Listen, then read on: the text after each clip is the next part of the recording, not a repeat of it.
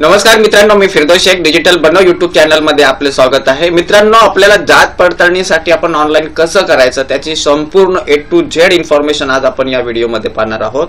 मित्रांनो, आपण ज्यावेळेस कास्ट व्हॅलिडिटी साठी ऑनलाइन करतो तर त्याच्यामध्ये आपला जर अर्ज एका स्ट्रोक मध्ये जर आपल्याला कास्ट व्हॅलिडिटी भेटली तर ती उत्तम असते। नाही तर जर आपल्या ऍप्लिकेशन मध्ये काही म्हणजे त्रुटी राहिल्या तर आपल्याला मग ते त्रुटीसाठी मग आपल्याला मेल येतो आणि मग आपल्याला त्या त्रुटीची पूर्तता करावी लागते। त्याच्यामुळे ते प्रोसेस लेंदी होते आणि ही जी सिरीज आहे ती मग वाढत जाते।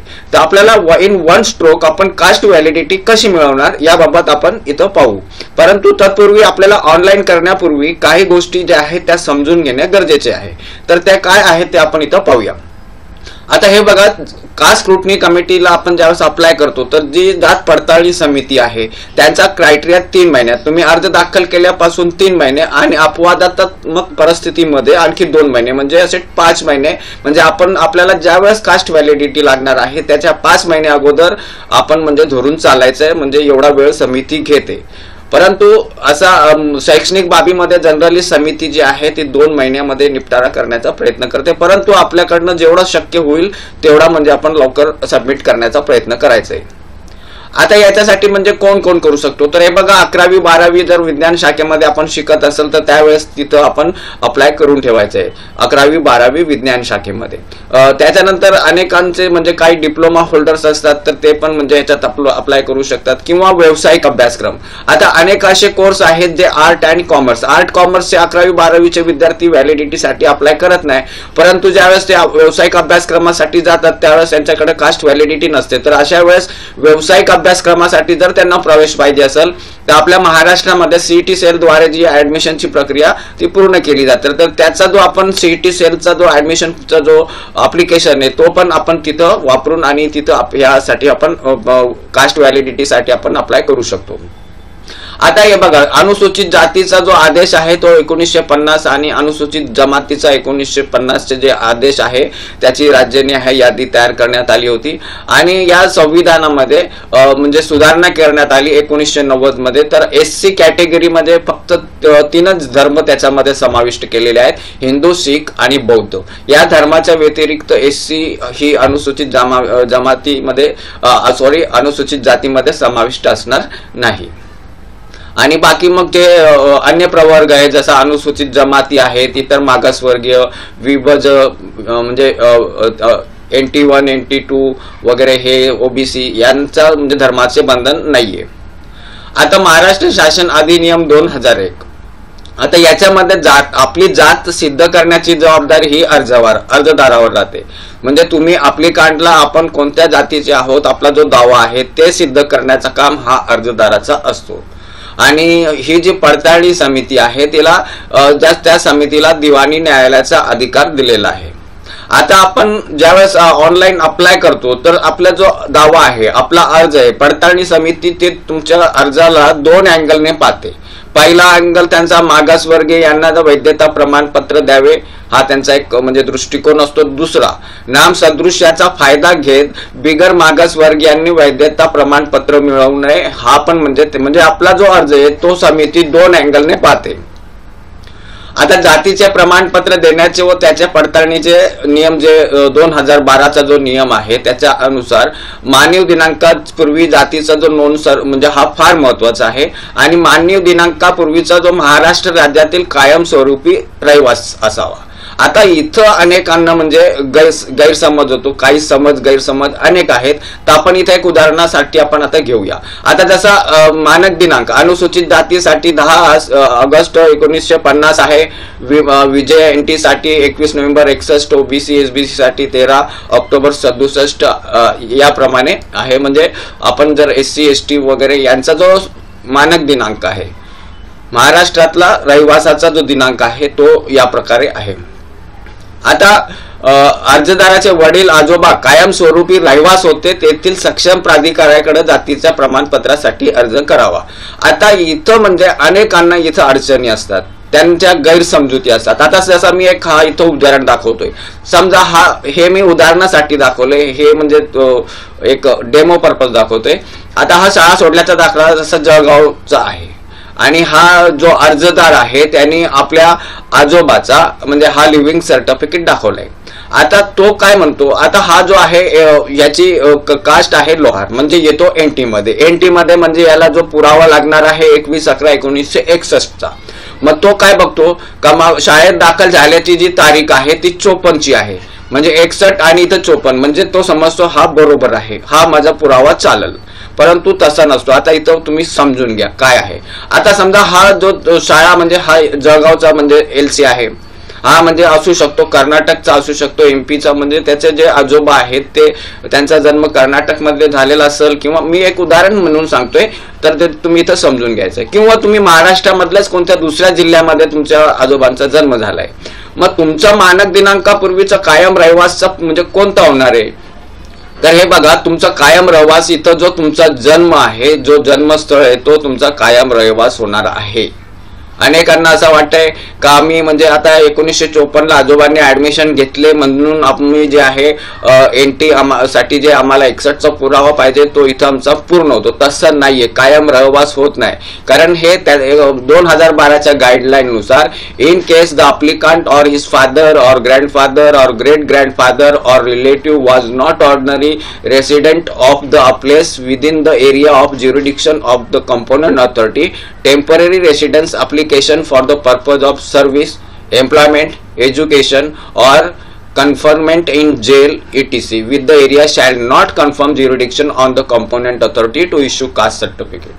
म्हणजे तुम्ही आता इथं त्या समितीचं काय म्हणणं आहे का तुम्ही म्हणजे शिक्षणानिमित्त किंवा नोकरी निमित्त किंवा म्हणजे एज्युकेशन एम्प्लॉयमेंट आणि सर्व्हिस निमित्त समजा तुम्ही दुसऱ्या ठिकाणावरून इथं आले तर तुम्ही इथले कायम रहिवास होत नाही. म्हणजेच तुमचा जो हा इथं जो तुमचा जन्म आहे तो तिथल्या जर म्हणजे आता इथं कर्नाटकचा माणूस आहे तर तो हा त्याचा जन्म म्हणजे कर्नाटकला झालाय परंतु तो इथं शाळेमध्ये दाखल झाला 54ला परंतु त्याचा मूळ गाव जो आहे तो इथं म्हणजे आता इथं जळगावला त्याने ऍडमिशन घेतले म्हणून तो मूळ गाव जळगाव होणार नाही. त्याचा जो बर्थ प्लेस आहे तो मूळ गाव राहील कारण तुम्ही इथं एज्युकेशन पर्पज आलाय आणि पुन्हा इथं सतत गैरहजर सबब कामी आता सतत गैरहजर म्हणजे तुम्ही इथं ऍडमिशन घेतले आणि पुन्हा गावाला जाऊन म्हणजे कर्नाटकला जाऊन निघून गेले असा पण होतो. तर म्हणजे थोडक्यात सांगायचं तर मानक दिनांकापूर्वीचे जे पुरावे आहेत तिथं आपला जन्म बघितला जातो म्हणजे आपण कायमचे रहिवासी आहेत का. मग अशा परिस्थितीत जे हुशार लोक असतात तो हा जो म्हणजे सर्टिफिकेट आहे तो जोडत नाही, त्याच्याऐवजी दुसरा कोणता त्यांचा दाखला असेल तर तो देऊन आणि मग ती मिळवा. म्हणजे आपण जी चूक आहे आपली जी चूक आहे ती आपण इथं समजून घ्यायची आहे. तर हे झालं मानक दिनांकाचा कायम रहिवास म्हणजे काय हे तुम्हाला याच्यावरनं कळलं असेल. आता जातीचे प्रमाणपत्र घेतल्यानंतर त्यावरील नावाचे स्पेलिंग जात इतर नोंदी तपासाव्यात.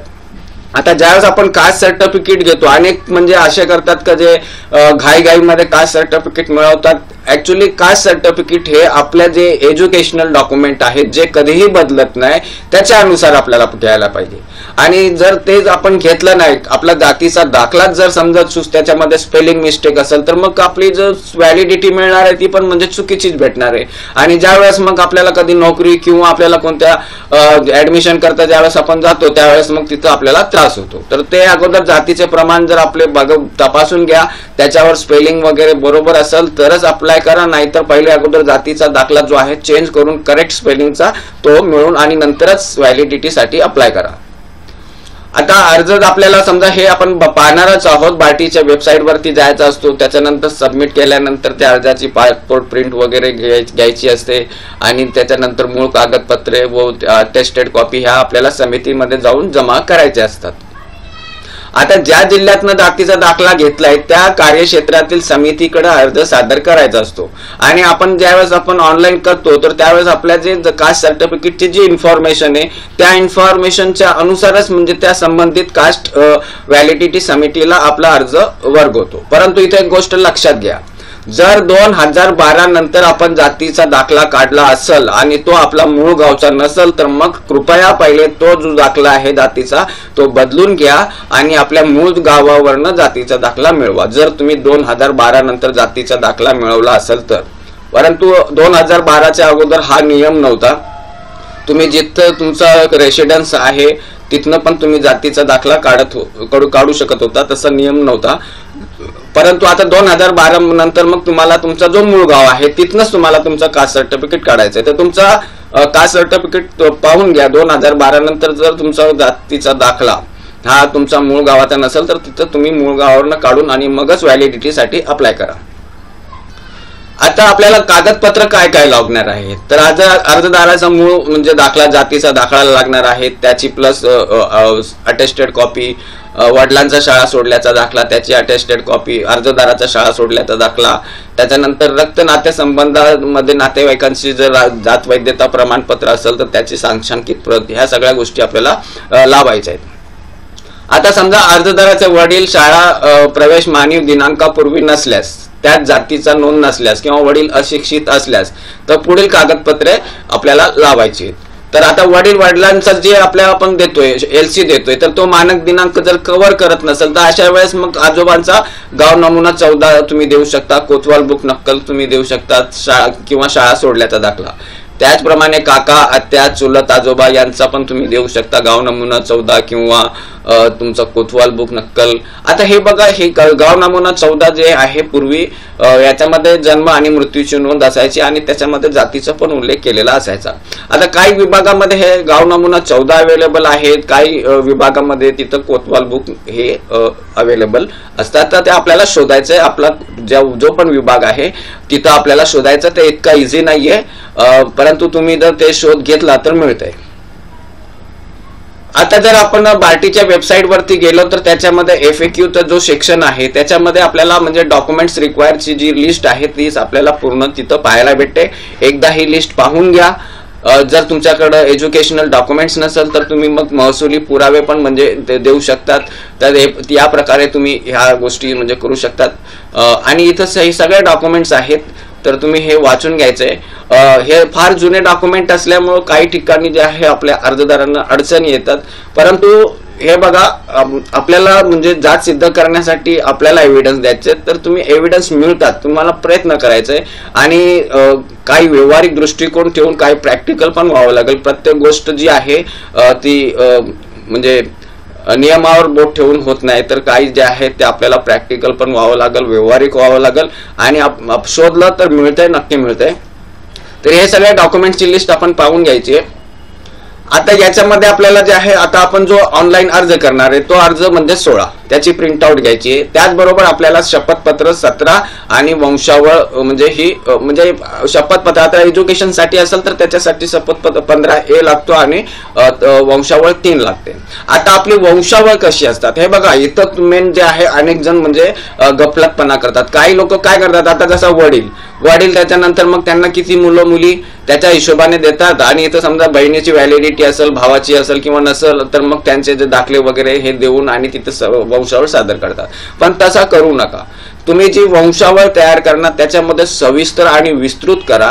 म्हणजे समितीला तुमचे जे नातेवाईक आहेत त्यांची जी जात आहे आणि तुमची जात ही एकच आहे आणि तुमचे नाते संबंध हे समितीला म्हणजे स्पष्ट होतील आणि त्यांचा जो समाधान पण होतो तिथं आणि त्यांना एक समितीला प्रोत्साहन पण मिळतो का बाबा ह्याची जो म्हणजे यांनी वंशावळ केलेली आहे ती प्रॉपर आहे आणि हा याच जातीचा आहे. आणि अशा वेळेस समिती जी आहे तुमच्या मानक दिनांकापूर्वीपर्यंत पोहोचत नाही आणि त्यावेळेस तुम्हाला म्हणजे कास्ट व्हॅलिडिटी पण मिळते. म्हणजे हा फार महत्वाचा वंशावळ रोल म्हणजे इम्पॉर्टंट रोल असतो का तुम्ही जेवढी तुमची वंशावळ सविस्तर असाल, विस्तृत केली असाल आणि याच्यानुसार जेवढे तुमच्याकडे शक्य असेल तेवढे डॉक्युमेंट जर अपलोड करण्याचा प्रयत्न केला तर तुमचं म्हणजे कास्ट व्हॅलिडिटी प्रकरण जनरली रिजेक्ट होणार नाही. आता याच्यामध्ये काही ठिकाणी जे आहे नाव आडनावामध्ये बदल अपभ्रंश असल्यास वंशावळ प्रतिज्ञापत्रामध्ये आपल्याला तसा उल्लेख करायचा असतो. अनेकांचे जे वडील किंवा आजोबा यांच्यामध्ये काही म्हणजे थोडासा फरक असतो किंवा अपभ्रंश असतो. मग अशा वेळेस ते जे काही म्हणजे आपला म्हणजे आहे तर ते आपल्याला आपल्या जे वंशावळचं अफिडेव्हिट आहे त्याच्यामध्ये त्याचं वर्णन करायला पाहिजे. वंशावळ म्हणजे आपल्याला वंशावळ बनवताना फार अभ्यासपूर्वक करायचंय. लांबच्या नातेवाईकांचा पुरावा असल्यास नातेसंबंध स्पष्ट होण्यासाठी आवश्यक कागदपत्र द्यावी. आता दुसरी गोष्ट, आता एखादा केसमध्ये असं होतो का आपल्या जवळचे जे नातलग आहे त्यांच्यावरनं आपण म्हणजे सिद्ध करू शकत नाही. मग लांबच्या नातलगांच्या मार्फत जर आपण सिद्ध करणार असू तर अशा वेळेस मग त्या लांबच्या नातलगांचे जमिनीचे फेरफार, 7/12 उतारा हे पण तुम्हाला तिथं अपलोड करावं लागेल जर तुमची जात तुम्ही लांबच्या नातलगांच्या वर्ण सिद्ध करणार असाल तर. आता मग अन्य जे प्रतिज्ञापत्र आहेत ते तुम्हाला तिथं सगळी लिहायची आहेत. त्याच्यामध्ये म्हणजे कागदपत्र खरी आणि योग्य मार्गाने मिळवलेली आहेत, कोणत्याही प्रकारचा बदल केलेला नाही.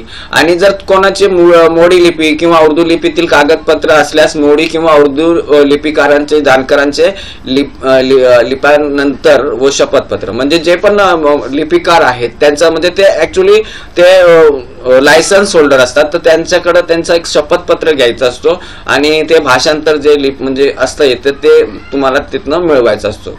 आणि कागदपत्रात कोणताही आपल्याला बदल वगैरे एडिट करायचं नाहीये.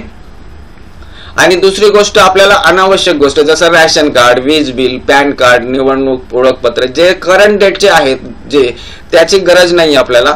जर समजा आपल्या वीज बिल कार्ड जुना असेल, एकदम म्हणजे ओल्ड असेल तर ते ठीक आहे, परंतु नवीन जे आहे ते अपलोड करण्याचा प्रयत्न करा. आता अनेकांचे जे म्हणजे कागदपत्रामध्ये डॉक्युमेंटेशन मध्ये बदल असतात. आता जसं विद्यार्थी शिकत असताना जात नोंदीतील बदल करण्याचा अधिकार उपसंचालक शिक्षण अधिकारी यांनाच आहे. याचाच अर्थ जुन्या मानव दिनांकापूर्वी शालेय नोंदीत बदल करता येत नाही. म्हणजे विद्यार्थी जर तिथं शिकत असेल आणि त्यावेळेस समजा तिचा जातीचा बदल करण्याचा अधिकार हे फक्त शिक्षण अधिकाऱ्यांनाच असतो. एकदा म्हणजे तो शाळा सोडली का त्याच्यानंतर मग त्याला करता येत नाही. म्हणजेच जे जुन्या मानक दिनांकापूर्वीच्या ज्या शालेय नोंदणी आहेत ते बदलता येत नाही. आता कास्ट व्हॅलिडिटी, आता अनेक आपण म्हणजे आता हे पाहिलं डॉक्युमेंट बेसवरती. आता एक दुसरा प्रकार आहे तो म्हणजे रक्त नाते संबंधाअंतर्गत जात वैधता प्रमाणपत्र मिळण्यासाठी खालील प्रमाणे अर्ज प्राप्त झालेत. म्हणजे असा एक जात म्हणजे रक्त नाते संबंधाअंतर्गत जर आपल्याला जात वैधता कास्ट व्हॅलिडिटी जर आपण अप्लाय केला असेल तर त्याचा एक GR आहे. तर यानुसार पण जर आपल्याकडं म्हणजे आपण अप्लाय केला कास्ट म्हणजे आपल्या रक्त नाते संबंधांच्या कास्ट व्हॅलिडिटीवर तर आपल्याला हे करता येतंय. तर याच्यामध्ये बघा, पडताळणी समितीने दिलेले अर्जदाराच्या रक्त संबंधातील वडिलांचे किंवा सख्या चुलत्याचे किंवा वडिलांकडील रक्त संबंधातील इतर कोणत्याही नातेवाईकांचे उपलब्ध असल्यास वैधता प्रमाणपत्र. आता सदर वैधता प्रमाणपत्र दाखल केले असल्यास सदर वैधता प्रमाणपत्रास महत्वाचा पुरावा मानून इतर पुराव्याची मागणी न करता सक्षम प्राधिकरणाने जातीचे प्रमाणपत्र निर्गमित करावे. हा GR आहे. म्हणजे कोणी आपला ब्लड रिलेटिव्हचा जर म्हणजे पुरावा दिला असेल तर त्याचा तो महत्वाचा डॉक्युमेंट, महत्वाचा एव्हिडन्स म्हणून तो तिथं गणला जातो. परंतु एक गोष्ट त्या GR मध्ये हे पण स्पष्ट केलंय, केवळ वर उल्लेख केलेले दस्तावेज सादर करणे याचा अर्थ अर्जदाराची साबिती भारापासून मुक्तता झाली असा होणार नाही. म्हणजे तुम्ही हा जो कोणाचा ब्लड रिलेटिव्हचा एक डॉक्युमेंट तो अपलोड केला म्हणून तुम्ही मुक्त झाले असं होत नाही. तुम्हाला म्हणजे तुमची जात आहे ती म्हणजे सिद्ध करा. आता इथं म्हणजे एक हे जे वाक्य आहे ते म्हणजे आता आपण त्याच्यासाठी आता काय करायचंय. आता हे बघा, आपण म्हणजे कोणाची आपल्या ब्लड रिलेटिव्हची वैधता प्रमाणपत्र जोडले तर आपला जात सिद्ध करण्यासाठी आपल्याला काय करायचंय तर सगळ्यात सोपं आपली जी वंशावळ आहे ते विस्तृत आणि सविस्तर करा. आता इथं विस्तृत आणि सविस्तर केल्यामध्ये काय होईल का आपले हे सगळे जे नातलग आहेत ते आपल्या इथं कव्हर झालेले आहेत. लांबचे पण नातलग द्या. भलेच आपण इथलं जवळचे जे नातलगांचा कास्ट व्हॅलिडिटी जर वापरत असलो तरी पण मग इथं जे लांबचे नातलग आहे त्यांना पण कव्हर करा. आणि याच्यामुळे म्हणजे तुम्ही त्या जातीचे म्हणजे तुम्हाला जात सिद्ध करण्याची जबाबदारी तुमची आहे. म्हणजे तुम्हाला तुमचा जो वंशावळ आहे तो विस्तृत आणि सविस्तर केल्यानंतरच ते पॉसिबल होणार आहे. म्हणून याच्यासाठी तुम्हाला जर तुम्ही कास्ट व्हॅलिडिटीच्या वरनं तुम्ही जर तुमचा दावा सिद्ध करायचा असेल तर तुम्हाला कास्ट व्हॅलिडिटी बरोबर तुम्हाला तुमचे जे वंशावळ आहे ती सविस्तर आणि विस्तृत करा. त्याच्या अनुरूप काही जे तुमच्याकडे अवेलेबल असलेले पुरावे ते अपलोड करण्याचा प्रयत्न केला. म्हणजे समितीला तुम्ही त्याच जातीचे आहेत हे त्यांना कल्पना येईल आणि ते स्पष्ट होईल. त्याच्यानंतर ऑनलाईन अर्ज करताना घ्यायची विशेष काळजी.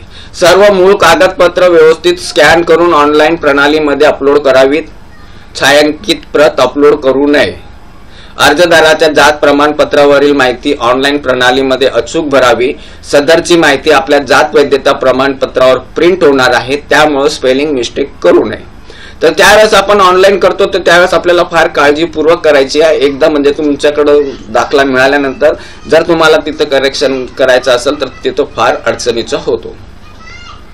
आता मानक दिनांकापूर्वीची जी जात नोंद असणारी जुनी कागदपत्र सर्वाधिक महत्त्वाची आहेत, त्याची मूळ प्रत स्कॅन करून अपलोड करावी। या पुरावा धारकाशी नाते संबंध स्पष्ट होणारी कागदपत्रे जोडावी, तसेच ती अपलोड करावी। आता आपला जो पुरावा धारक आपण ज्याचा पुरावा लावतोय, ज्याच्यावरून आपण आपली कास्ट सिद्ध करतोय, तर त्याच्या संबंधित जी होणारी कागदपत्रे जसं म्हणजे शाळेचा LC असेल किंवा आणखी दुसरे जे काही रिव्हेन्यू डॉक्युमेंट्स वगैरे असेल तर ते अपलोड करण्याचा प्रयत्न करा। विद्यार्थ्यांचा जन्म दाखला प्रमाणपत्र अलीकडील काळातील असल्यास अपलोड करू नये। म्हणजे जे करंट डॉक्युमेंट्स आहेत ते आपल्याला अपलोड करायची गरज नाहीये। फक्त करंट मध्ये समजा त्याचा बोनाफाईड असेल किंवा शाळेचा LC विद्यार्थ्याचा असेल तर ते अपलोड करायचंय, परंतु जन्म दाखला हा करंट मध्ये जन्म दाखल्यामध्ये काही जातीचा उल्लेख नसतो, तर त्याच्यामुळे असे कागदपत्र टाळायची आहेत। ऑनलाईन प्रणाली अर्ज भरल्यानंतर 15 दिवसाच्या आत समिती कार्यालयात सादर करायचंय।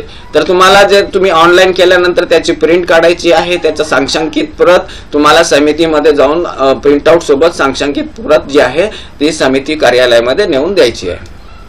आता अर्जदार तिथे एकदा स्वतः जाऊ शकतो किंवा पालकामार्फत ते सादर करू शकतो। आता मुस्लिम समाजाच्या बाबतीमध्ये काही जे पुरावे आहेत, जसं त्या मुस्लिम समाजामध्ये शालेय नोंदणीमध्ये जातीचा सहसा उल्लेख नसतो।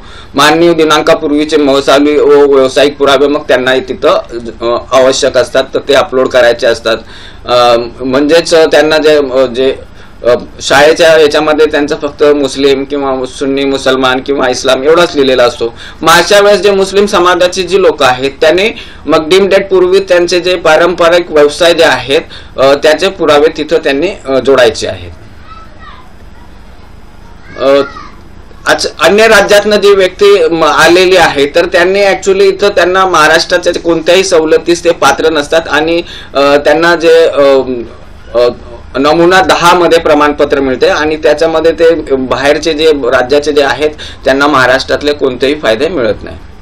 आता कायम रहिवास आपण पाहिला, जसा सेवा, नोकरी, शिक्षण व कारावास इत्यादी कारणासाठी नसलेला रहिवास, म्हणजे तुमचा जो रहिवास आहे तो कायमचा, म्हणजे तुमचा जन्म झाल्यापासून तुम्ही कायम इथंच राहत आहेत, या जोगाचे तुम्हाला या आशयाचे तुम्हाला पुरावे तिथे द्यायचे आहेत। आता खोटा व चुकीची जात मिळवल्यास शिक्षेचा जो प्रावधान आहे दिलेला लाभ काढून घेणार, उदाहरणार्थ प्रवेश रद्द, 6 महिने ते 2 वर्ष सक्षम कारावास, 2000 ते 20,000 रुपयापर्यंत दंड असतो। आता या समितीची जी कार्य पद्धती आहे याच्यामध्ये सहसचिव पेक्षा कमी दर्जाचा नसलेला अधिकारी हा अध्यक्ष असतो। त्याच्यानंतर सदस्य म्हणून उपायुक्त समाज कल्याण आणि सदस्य सचिव म्हणून संशोधन अधिकारी, आणि यांना सहाय्य करण्यासाठी पोलीसचा दक्षता पथक, आपण त्याला होम इन्क्वायरी गृह चौकशी म्हणतो, तर त्याच्यासाठी पोलीस उपाधीक्षक, पोलीस निरीक्षक आणि पोलीस शिपाई या पदांची तिथं म्हणजे संख्या मदतीसाठी समितीला सहाय्य करण्यासाठी असते।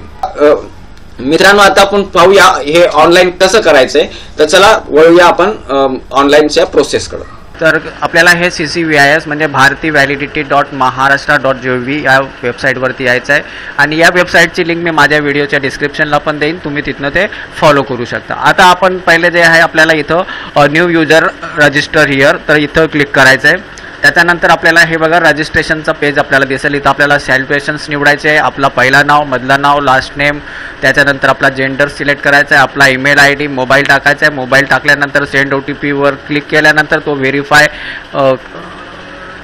झाल्यावरती OTP सक्सेसफुल व्हेरीफाय दाखवण्यात येईल।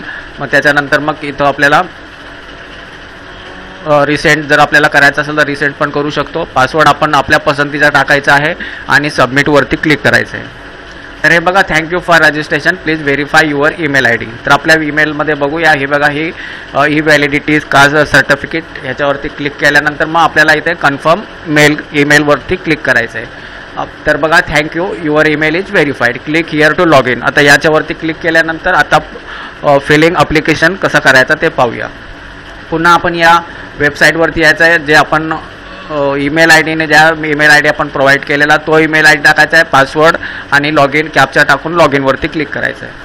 मग इथं आपल्याला टर्म्स अँड कंडिशन्स ह्या इथं दिसत आहेत, ते टर्म्स अँड कंडिशन वाचून घ्यायचे आहेत आणि त्याच्यानंतर मग आय ॲग्रीवरती क्लिक करून आणि प्रोसीडवरती क्लिक करायचं आहे. तर मित्रांनो, या कास्ट व्हॅलिडिटी मध्ये आपण एज्युकेशनसाठी, इलेक्शनसाठी, सर्व्हिससाठी पण म्हणजे याच्यावरती ऑनलाईन करू शकतो किंवा इतर काही असेल तर ते पण आपण इथं अदर म्हणून करू शकतो. आता याच्या ही जी वेबसाईट आहे, या वेबसाईटवरनं आपण ST कास्ट सोडून म्हणजे SC, OBC, विजय, NT1, NT2 ते हेच आपण करू शकतो. इवन या म्हणजे फक्त जे आहे ST साठी ते वेगळी आहे आणि त्याचा व्हिडिओ मी वेगळा बनवणार आहे. तर आपण आता इथं एज्युकेशन करू शकतो. तर आपण एज्युकेशनसाठी कसं अप्लाय करायचं, तर चला मी इथं एज्युकेशनवर सिलेक्ट केल्यानंतर मग इथं त्याच्यानंतर अप्लिकंट्स इन्फॉर्मेशन ही सगळी आपल्याला भरून घ्यायची आहे.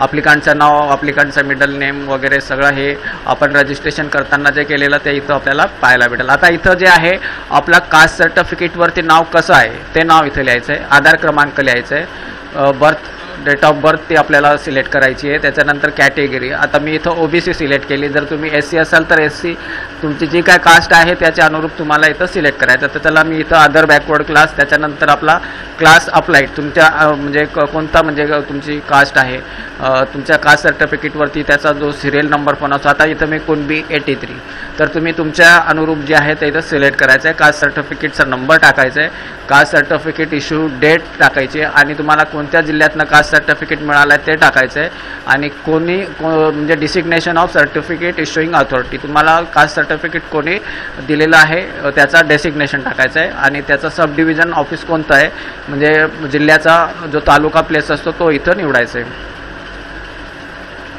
आता त्याच्यानंतर name of the document on which caste certificate obtain, म्हणजे तुम्ही कोणत्या कागदपत्रांच्या आधारे कास्ट सर्टिफिकेट मिळवलं आहे, तर याच्यापैकी जे तुम्ही आहे तुमच्या अनुरूप इथं सिलेक्ट करायचं आहे. याच्यात जे डॉक्युमेंट्स जर दाखवलेलं डॉक्युमेंटमध्ये डॉक्युमेंट नसेल तर मग अदर करून तुम्हाला त्याचं ते स्पेसिफाय करावं लागेल कोणत्या डॉक्युमेंटवरती तुम्ही तुमचं कास्ट सर्टिफिकेट प्राप्त केलं आहे. आणि तुमच्या कास्ट सर्टिफिकेटवरती पण तिथं वरती तुम्हाला ते पाहायला भेटेल कोणत्या कागदपत्राच्या डॉक्युमेंटच्या आधारे तुम्हाला कास्ट सर्टिफिकेट देण्यात आलेलं आहे. तर त्याच्यानंतर इथं तुम्हाला मदर टँग, आता इथं मी चला मराठी सिलेक्ट करतो, मातृभाषा सिलेक्ट करायची आहे, तुमचे गॉडेसचे नाव लिहायचं आहे.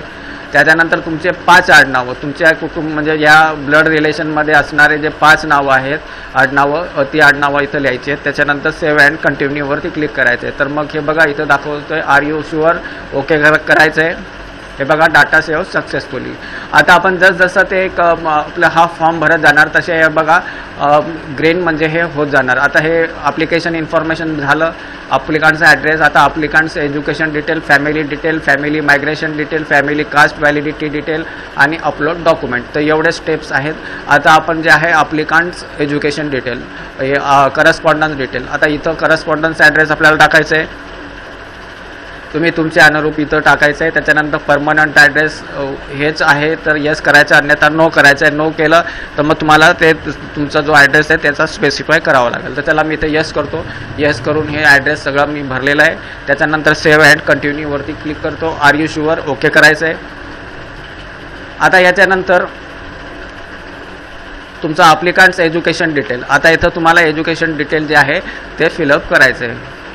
तर इथं तुमचं एज्युकेशनमध्ये मग कॉलेजचं जो नाव, त्याच्यानंतर कधीपासून कधीपर्यंत आहे आणि category mention in educational record, तुमच्या शाळेच्या रेकॉर्डमध्ये काय म्हणजे मेन्शन आहे, तुमची OBC आहे का SC आहे, तुमच्या अनुरूप इथं सिलेक्ट करायचं आहे. त्याच्यानंतर कास्ट मेन्शन इन म्हणजे कास्ट काय त्याच्यावर उल्लेख केलेला आहे ते सिलेक्ट करायचं आहे. एज्युकेशन कंप्लीट असेल तर कंप्लीट आणि जर तुमचा म्हणजे कंप्लीट नसेल तर त्याच्या अनुरूप तुम्हाला इथं सिलेक्शन करायचं आहे आणि ॲड करायचं आहे.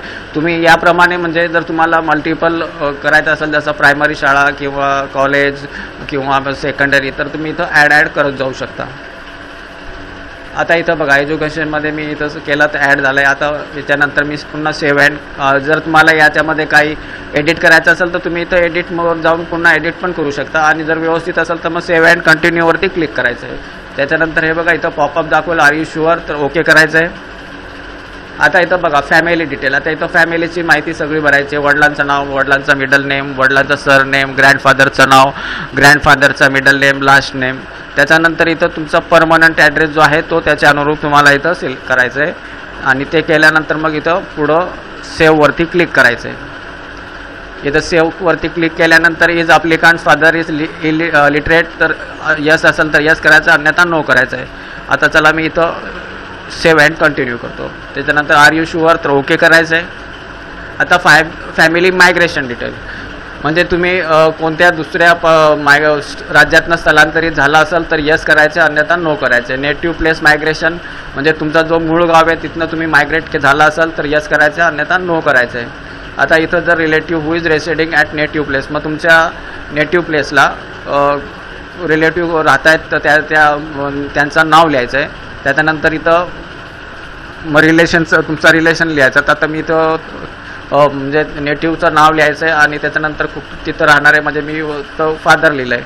त्याच्यानंतर त्याचा ॲड्रेस हे कम्प्लिटली कॉन्टॅक्ट नंबर आणि ईमेल ID तसं ते मॅन्डेटरी नाही आहे, ते ब्लँक सोडला तरी चालतं आहे. त्याच्यानंतर सेव्ह अँड कंटिन्यूवरती क्लिक करायचं आहे. त्याच्यानंतर आर यू शुअरवर ओके करायचं आहे. आता हे बघा family caste validity detail, whether the scrutiny of the caste certificate of any member of the family has done earlier, म्हणजे तुमच्या ब्लड रिलेशनमधले कोणत्या नातेवाईकांचा कास्ट व्हॅलिडिटी झाला असेल तर याला यस करायचं, अन्यथा नो करायचं आहे. त्याच्यानंतर if the applicant has applied caste validity certificate before committee in state of महाराष्ट्रात, जर तुम्ही याच्यापूर्वी कास्ट व्हॅलिडिटीसाठी अप्लाय केला असेल तर यस करायचं, अन्यथा नो करायचं. त्याच्यानंतर सेव्ह अँड कंटिन्यू. आणि कास्ट व्हॅलिडिटीसाठी एक लक्षात ठेवा, जर तुमच्या ब्लड रिलेशनमध्ये कोणाचा व्हॅलिडिटी झाला असेल तर ते आवश्यक लावा, म्हणजे जेणेकरून जे इथं स्क्रुटनी होते त्याच्यामध्ये जास्त मग ते डीपमध्ये जे अधिकारी आहेत ते जात नाही. तर शक्य होईल तेवढा जर तुमच्या ब्लड रिलेटिव्हमधला कुणाची व्हॅलिडिटी झाली असेल तर यस करून त्याच्यानंतर त्याचा जो इन्फॉर्मेशन आहे ती प्रॉपर भरायची आहे आणि सेव्ह अँड नेक्स्टवरती क्लिक करायचं आहे. आता हे बघा अपलोड डॉक्युमेंटवरती आता लास्ट स्टेपवरती आपण आलो आहे. इथं अपलोड डॉक्युमेंट करायचं आहे. इथं अप्लिकंटचा फोटो, अर्जदाराचा फोटो, अर्जदाराची सही लागेल. त्याच्यानंतर मग इथं पॅरेंट्सची पण सही लागते जर म्हणजे मायनर असेल तर. त्याच्यानंतर इथं हे बघा याच्यामधनं बी सेकंडरी डॉक्युमेंट ऑफ एव्हिडन्स, तर याच्यामधले कोणकोणते डॉक्युमेंट्स तुमच्याकडे आहेत तर ते तुम्हाला सिलेक्ट करायचं आहे. एक किंवा एकापेक्षा जास्त पण करू शकता. आता इथं एक लक्षात घ्या, आपला जो मानक दिनांक आहे, जसं OBCचा मानक दिनांक 1967 आहे, तर तुम्ही शक्य असेल तेवढे 1967 पूर्वीचे पुरावे इथं अपलोड करण्याचा प्रयत्न करा. आणि शक्यतो जे पुरावे तुम्ही अपलोड करणार आहेत ते पुरावे तुमचे जे आहे ते PDF फाईलमध्ये ओरिजिनल स्कॅन करून अपलोड करण्याचा प्रयत्न करा. त्याच्यानंतर in case of not mention above documents, ह्या डॉक्युमेंट्सपैकी तुमच्याकडे नसेल तर मग हे यापैकी कोणते डॉक्युमेंट तुम्ही अपलोड करू शकता. आणि याच्यातले पण जर करायचं असेल तर ते तुम्ही ते अपलोड करू शकता. जितके जास्त जुने पुरावे अपलोड केले तर म्हणजे तुमची कास्ट व्हॅलिडिटी रिजेक्शनला जाणार नाही किंवा ऑब्जेक्शनला जाणार नाही आणि तुम्हाला कास्ट व्हॅलिडिटी इझिली प्राप्त होईल. त्यानंतर मग याच्यापैकी काय डॉक्युमेंट असेल तर मग तुम्ही हे रिव्हेन्यू डॉक्युमेंट्स आहे त्याच्यापैकी सिलेक्ट असतील तर सिलेक्ट करायचं आहे, त्याला अपलोड करायचं आहे आणि सेव्ह अँड कंटिन्यूवरती क्लिक करायचं आहे.